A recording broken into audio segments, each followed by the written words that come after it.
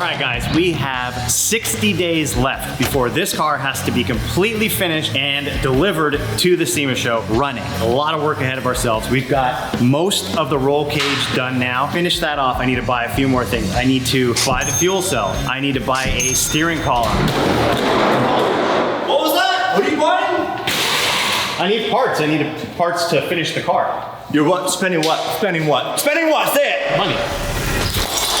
There's no money left. You spent it all in this car. Not all of it. You need to finish the 550. I need the money from the 550 to finish this car. Nothing else until this is done. Finish that car now. How am I supposed to get this car done in 60 days? Listen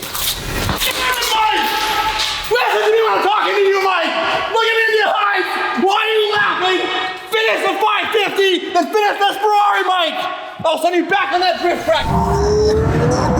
Well, change of plans. We are not working on the F12 like I thought. We are not ordering any more parts. We got to work on the 550 because apparently we are completely out of budget and that car is sold, but we don't get the money for that car until it is delivered. We got a lot of work to do on that car, which I'm not looking forward to, and that's just delaying us more on this car. I don't know how we're going to get it all done. No more money, Mike. No allowance. No 550, no money. Simple game, Mike.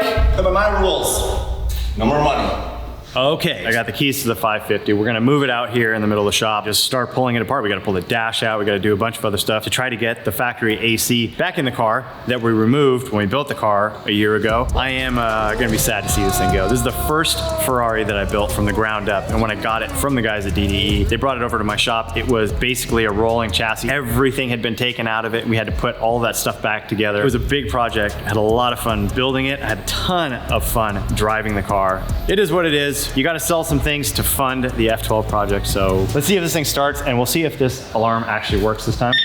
I thought it was 2 beeps for unlock. There we go. Now we got 2 beeps. I am excited to fire this thing up and listen to that V12 sing through that custom exhaust that I made.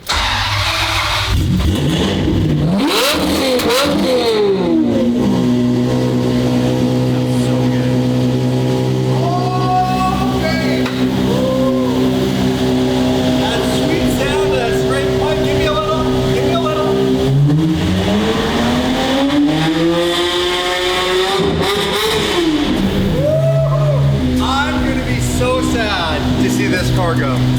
But when one door closes, another door opens. But until this door is closed, you can't open that door, Mike. You heard Dave. What? Mike's been grounded. Dave grounded Mike. I don't know how you ground a Formula Drift champion like Michael Essa, but Dave did it. Looks like we got a new Alpha in the house, guys. Alpha Dave DD. Man, I love this car. All right. I'm gonna pull it out in the middle of the shop and get working on it.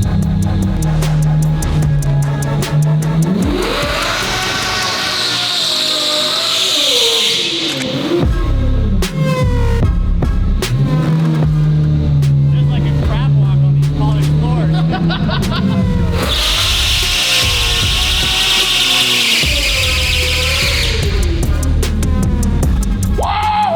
I love this car. Are you excited too? I'm excited for it. I'm excited too. This car is so cool. Let's go. Smoking out the garage. I love garage burnout. Whoa, whoa, whoa, whoa, whoa, whoa. One more time, one more time.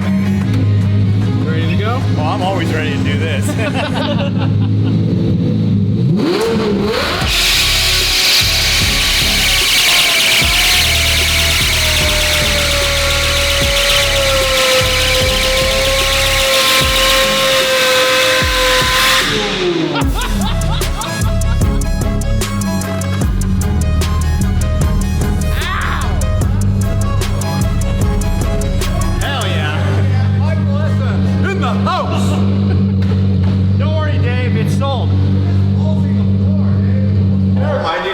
That this car is sold.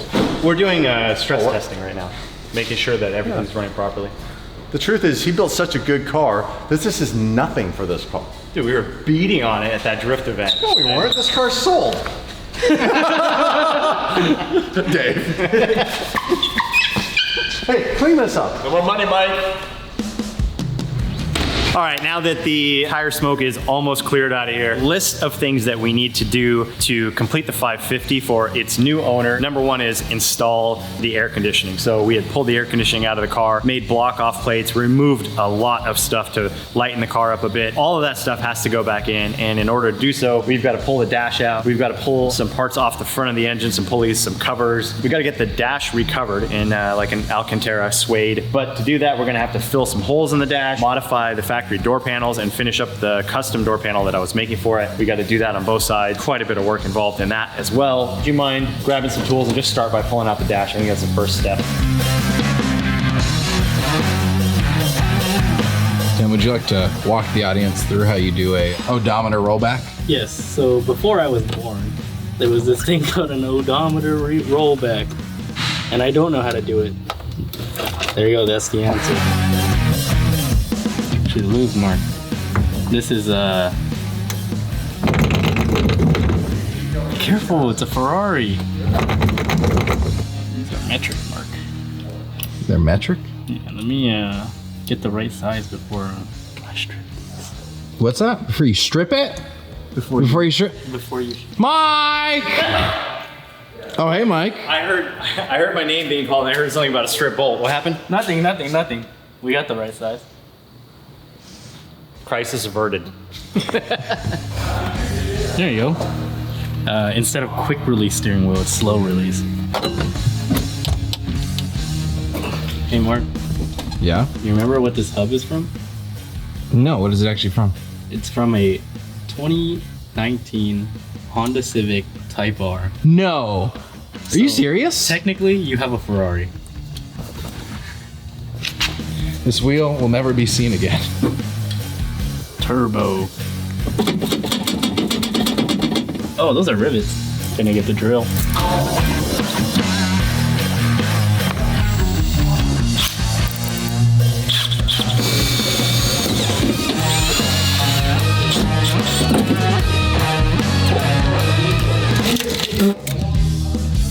Dude, what in the world?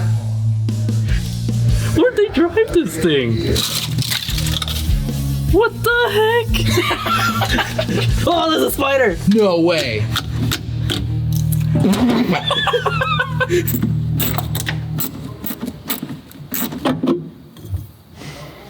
So this is a custom block-off plate that Mike made just so that there's not a hole in the firewall. And basically it's right by the header, so letting a bunch of heat go straight into the car. There's already plenty of heat going into the car from the vent, as Damon has said before. This helps a little bit. So yes, this is one part of the air conditioning system that we need to put back in. But we also have all of this that has to go in as well. And this is the reason that we have to pull the dash out. That whole unit goes behind the dash, and then there's a bunch of tubing and ducts and everything that routes through the dashboard. That's kind of a pain to put back in the car. I hope that we kept every single part. I also don't even know if we have every single part when we got the car and parts, because everything was already disassembled. It's gonna be a lot of digging through stuff. We've got the air conditioning compressor condenser that goes basically in front of the radiator, so all of that stuff has to come back out. I think this is about 50% of the parts, and I think we need to do a lot more digging upstairs for the rest of them. It's gonna be quite a bit of work.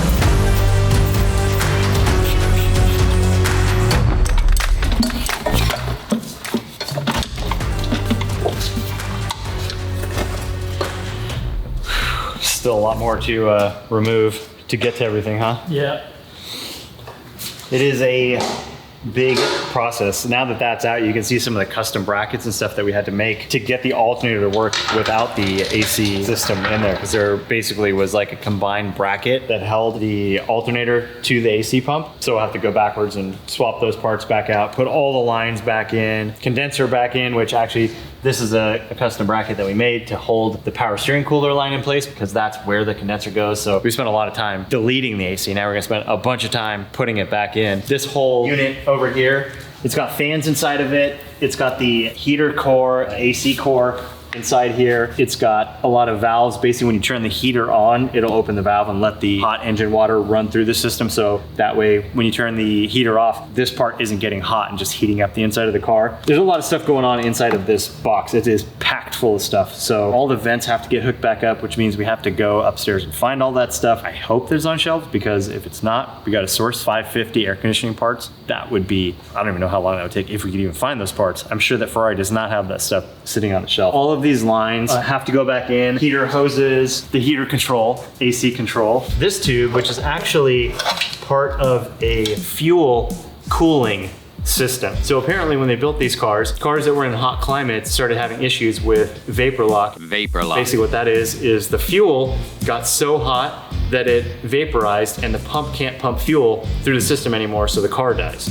Well, their solution for that was to put this fuel cooler in there and then run it through the air conditioning system. So when it got to a certain temperature, it would kick on the air conditioning, but only for the purpose to cool down the fuel, because this is a return style fuel system, which means that in the tank, the pump is always running. It's pumping fuel to the front of the car. It goes through the fuel rails and then it comes back and gets dumped into the tank. And the pump's basically always running at full capacity. Way more fuel than you need unless you're full throttle, wide open, a high RPM. So if you're at idle, that fuel pump is basically just circulating that fuel and just cooking that fuel. So all the fuel in the tank is just slowly getting heated up. And then, like I said, once it gets to a certain point, you get the vapor lock, it won't run anymore. And since this car is going to the Philippines, we know it's very hot over there. That's obviously why the new owner wants the AC back in the car, but the fuel cooler is going to be an important part of that, which means it's just a bunch more lines, a bunch more stuff that we have deleted that we have to put back in, and stuff that we've actually modified to be able to put our fuel cell in the car to work. So we're going to have to change a lot of stuff. It's going to be a big process.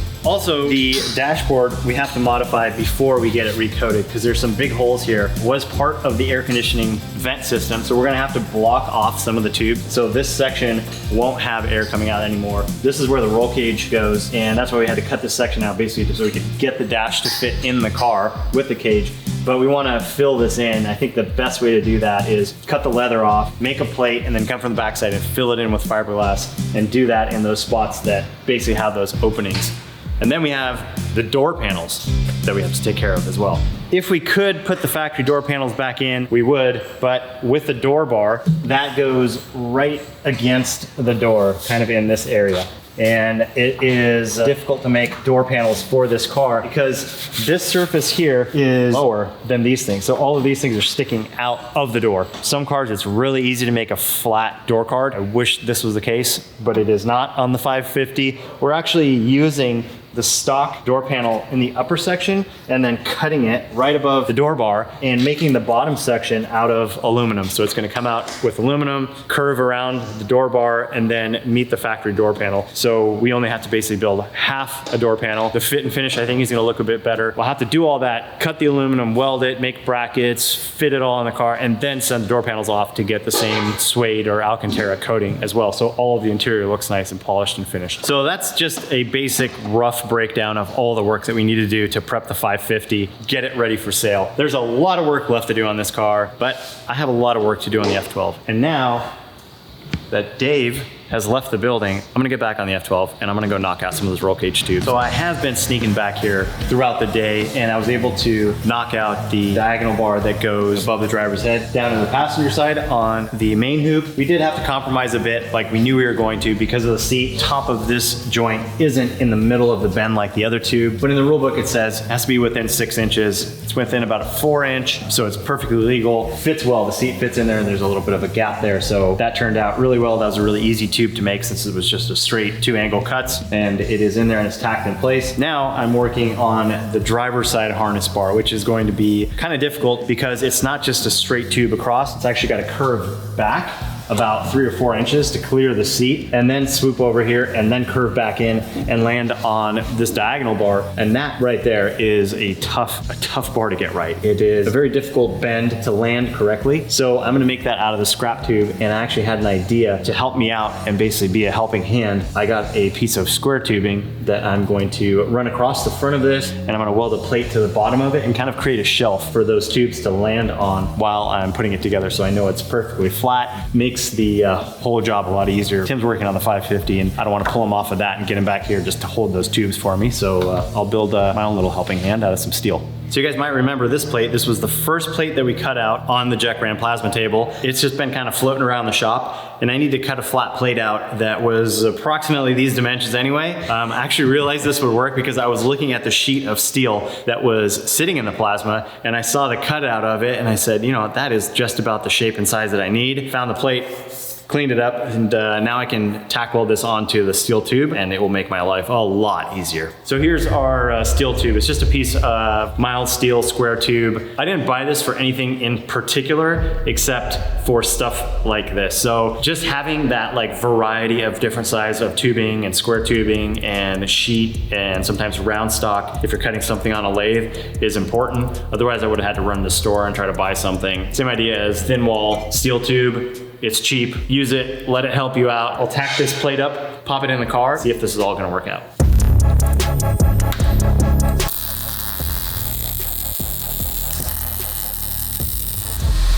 All right, this is cooled down and ready to go. Dude, that's sweet right there. Yeah, look at that, it's like a DD flag over here. I'm gonna toss a can to you. You ready? A swing and a miss. We'll get them next time.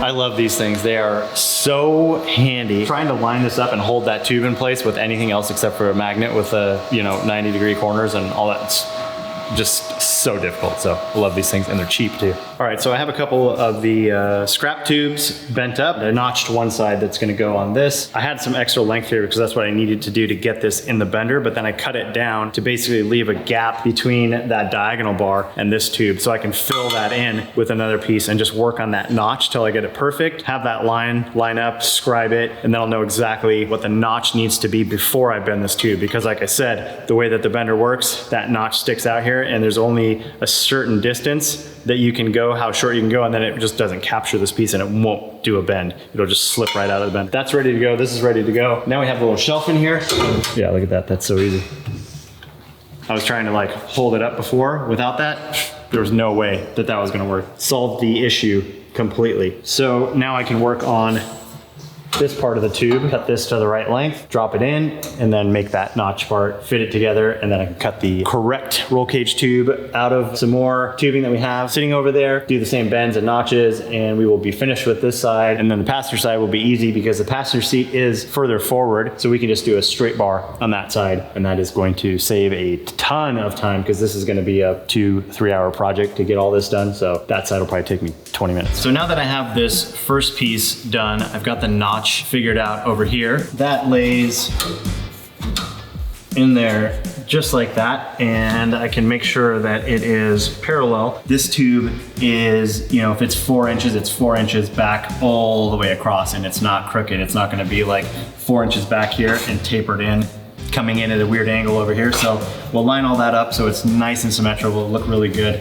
This tube, I cut short. So when I get this tube out of the way, I've already drawn a line down here to say this is the end of the tube on this one, and then I can lay this tube over there. I have that mark, so I know how much I need to cut off of this tube to hopefully line it up. And the good thing is that even if I cut it too long, I cut it again. If I cut it too short, it's not that big of a deal. I'll just take another piece of this tubing and tack weld it back on there to make it the right length. Even if I wanted to cut this a couple inches short right now, that would give me room to work with and I can just add that piece in later. But I'm gonna try to get it right the first time. It doesn't work out, not a big deal. And I'm coming in here and lining up off of this tube, see the flat edge, and make sure that when we extend this tube with a small section that we're gonna notch to be able to get that notch fit exactly how we want it to fit. And when this is all done, then it'll be really easy to copy and make a 1-2 piece that's gonna fit in here properly. All right, so this harness bar For one, I want it to be perfectly level and perfectly symmetrical because that's the way I build things. I want it to be perfect. So I don't want any twist, which is one of my pet peeves. When you look at a car and you look at a cage and you look at that harness bar and you're looking straight on and you can see that there's some, like the harness bar is crooked or the two pieces between the driver and the passenger harness bar aren't exactly on the same plane and one has like a little bit more angle than the other. It just bugs me. So I gotta get this right. What we're setting this up for is kind of a standard road race, drifting, rally style harness, which is a 6-point harness. So you have your 2 shoulders, so that's 2 points. You have your 2 laps, so that's 2 points. And then you also have a submarine strap is what they call it, and it goes in between your legs. There's also a 5-point harness with just a single strap, but they found that the 2 straps coming down between your legs and kind of separating out holds you in the car better. And if you do get in a huge wreck, it's basically putting the load over more surface area on your body, spreading it out a little bit. Formula One cars actually have double shoulder harnesses. I think they put a shoulder harness on, and then there's another one that goes over the top of their Hans device, but I don't know that much about the Formula One cars, and I haven't seen one in person yet. Maybe we'll go to Vegas this year and see one. Somebody wants to give me some tickets for that, let me know.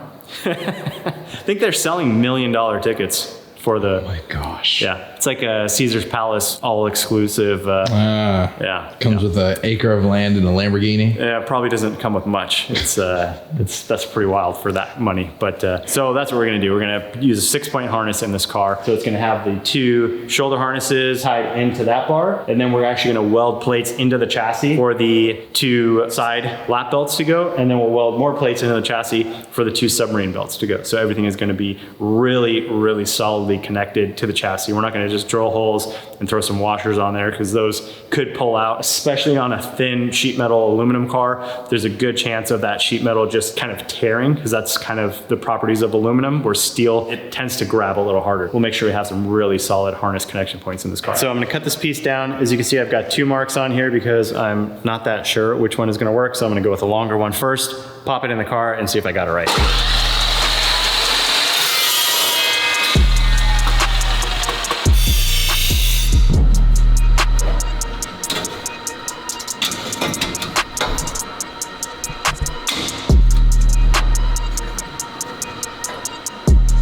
Yep, I need to go off my second mark, cut it shorter. So back to the chop saw. Aha!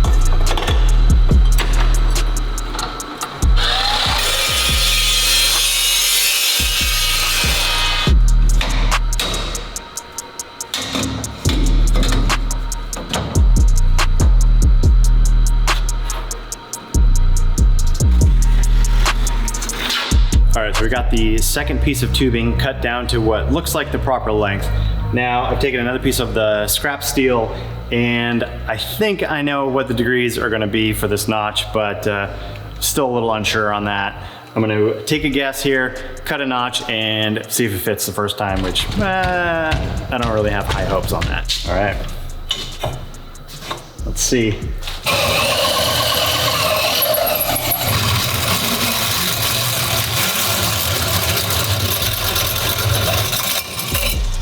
See if it fits.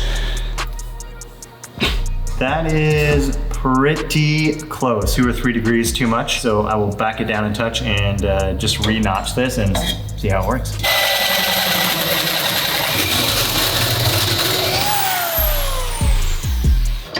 Let's see if it fits.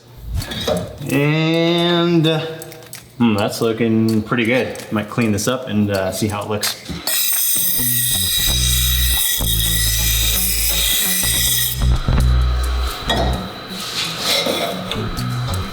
I think that it kind of fits. Yeah! I'm gonna measure off of this tube to like right here and say, okay, this is the part, you know, that's gonna fill that. So it's gonna go from here to here and the middle of this notch at the farthest point back. So whatever that distance is, I'll scribe this and then cut it and hope that it fits.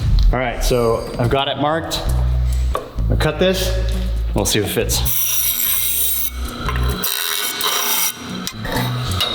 It is possibly a little bit long, but it looks like I also cut this tube a bit too short, which it happens, and that's why we're making out of this scrap material. I can just slide that tube over, get that to line up, trim this down and figure out what the distance is in the middle, add that piece, make sure it all fits, then we can make it out of the correct material.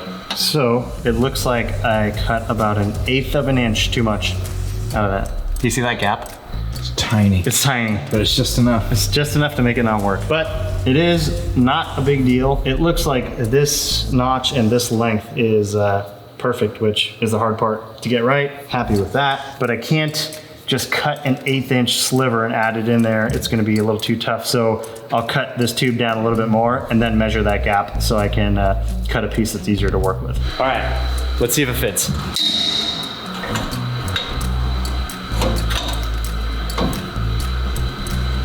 Super close. I feel like it's less than 1 millimeter long. So this tube is lined up here. We've got this just little gap right here. So I'm looking at the back of this plate that I know is square with the cage, and this tube is actually lining up really nicely. So I don't think I need to make any change there. I'm just gonna tack it in place.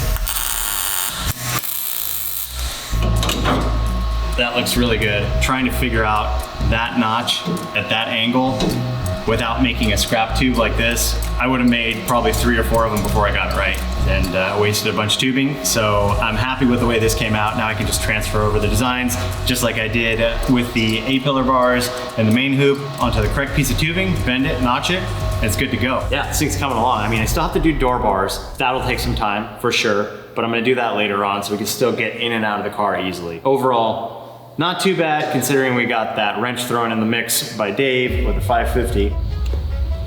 Piece of shit. Speaking of that, let me go over here and see how Tim's doing. How's it going, Tim? Not too bad. I actually got the condenser in without having to Take this whole assembly out? exactly. Well, that's good. I'm just running some lines right now and try to find everything. Yeah. I'm looking at a diagram right now, but I don't know how complete it is, to be honest. So you have all these parts, or you still have more stuff you gotta find? I gotta find a couple more things. You kind of know what you're looking for now, right? You got the parts diagram out. I believe so. It looks like Tim was able to make some progress here. Like he was saying, the condenser that fits behind this power steering line in between the front of the car and the radiator and oil cooler, that's slipped in there. These are some brackets that came out that were holding the power steering lines in place. So these little simple aluminum brackets that we made to delete that. Not sure what else is missing here because I think a lot of these parts were taken off of the car when we got the car. It's gonna be tough to figure out where everything goes, but at least he's got the parts diagram, so that kind of helps with the layout and flow of everything. I was looking at a couple of the hoses. I think we have all the hoses, however, there's no O-ring on that side. Yeah, so we need to get some O-rings. And I think there's a few more that are missing. These two have it, so I was gonna put them on now, just so they're there. Yep. What about that? I know that there's that fitting that was on the firewall So over looking there. at this diagram, I can see on the HVAC box bolted to the side. And I'm looking here, and I believe it is this that's already built in. Yeah, it's not this. I remember it being Metal. Yeah, it was a metal piece that went in there and fittings connected to it. Okay. Did you see it upstairs? I did not. If we can't find that part, we're gonna be in trouble because I really doubt that Ferrari's gonna have that on the shelf, and finding used 550 parts like that, this small part that's part of the air conditioning system, it's pretty unlikely that we're gonna be able to source that like on eBay or something like that. Parts from a wrecker, maybe. That's gonna be a problem. I really hope we have all the parts that we need. Could we make one? That would take a lot of time, and I don't know like the threads on the fittings and like the taper on For it. the O-ring and everything. Yeah, exactly, to get something that would fit, and like that would be a lot of work. We really need to find that part.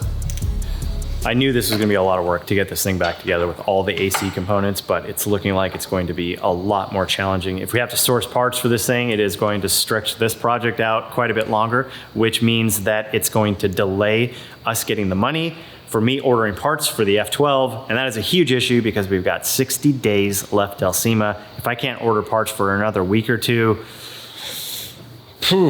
man, if we're down to 40 days and we don't have money to buy parts, I don't know if we're gonna make it to SEMA.